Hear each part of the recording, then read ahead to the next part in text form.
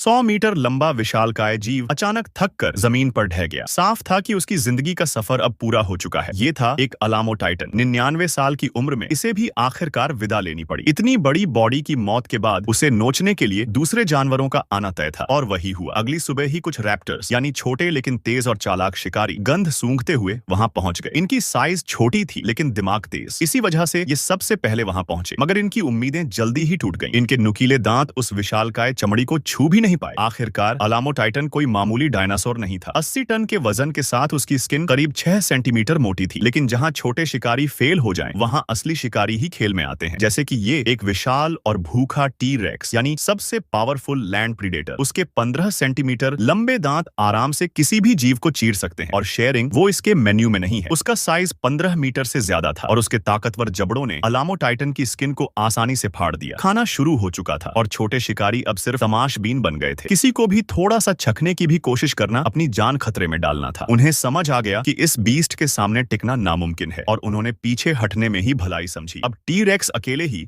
अपने शिकार का मजा ले रहा था, लेकिन तभी उसे एक अनजाना खतरा महसूस हुआ। उसने मुड़कर देखा, एक विशाल पंखों वाला जीव फोर्जर नाम का टेरोसॉर आसमान से नीचे आ रहा था। इसका विंग स्पैन 10 मीटर तक का था, और ये उन कुछ गिने चुने जीवों में से था जो टी रेक्स को टक्कर दे सकते थे। उसकी लंबी 1 मीटर की चोंच एक जानलेवा हथियार थी। जरा सी चूक और आंख सीधी निशाने पर। हालांकि खुद फोर्जर भी टी रेक्स के जबड़े की ताकत से डरता था, तो दोनों के बीच माहौल काफी टेंशन वाला हो गया। कोई आगे नहीं बढ़ रहा था, लेकिन तभी एक और टेरोसॉर आकाश से नीचे उतरा। अब मामला बिगड़ गया। एक टी रेक्स के लिए एक फोर्जर को हैंडल करना आसान था, लेकिन दोनों की लंबी तेज चोंच किसी तलवार से कम नहीं थी। पर टी रेक्स हार मानने वालों में से नहीं था। उसने खुद अटैक करने की ठानी, लेकिन चालाक टेरोसॉर ने आमना सामना करने की बजाय आसमान को चुना, जो उसका असली मैदान था। टी रेक्स की ताकत जमीन पर थी, हवा में नहीं। अब वो दोनों टेरोसॉर ऊपर से हमला करने लगे, एक एक करके उसकी बॉडी पर वार कर रहे थे। धीरे धीरे टी रेक्स को समझ आ गया कि वो इनसे नहीं जीत सकता, तो उसने खाना छोड़ दिया और वहां से दूर चला गया। लेकिन भूखा वो रहने वाला नहीं था। इस बार वो अकेले नहीं लौटा। उसने अपने भाई को बुलाया, दूसरा टी रेक्स जो उसके साथ था, ताकत और चालाकी में बराबरी पर। अब ये दो टॉप प्रीडेटर्स बन चुके थे एक टीम, और सामने था एक बड़ा टारगेट, ट्राइसेराटॉप्स का झुंड। ये शाकाहारी होते हुए भी बहुत डेंजरस थे। उनके लंबे और नुकीले सींग जानलेवा साबित हो सकते थे। इसलिए दोनों ने इंतजार करने का फैसला किया, रात का, जब जानवर सबसे ज्यादा सुस्त होते हैं। रात होते ही दोनों ने शिकार की तैयारी शुरू की। टी रेक्स के पैरों के नीचे मौजूद मोटी गद्दी जैसे मांसपेशियों की वजह से चलते वक्त आवाज नहीं होती। जल्दी ही उन्हें एक घास चरता हुआ हेड्रासॉर मिल गया, बिल्कुल बेखबर। एक टी रेक्स धीरे धीरे पास आया और अचानक झपट पड़ा। पूरा झुंड बिखर गया, भगदड़ मच गई। उसी वक्त दूसरा टी रेक्स भी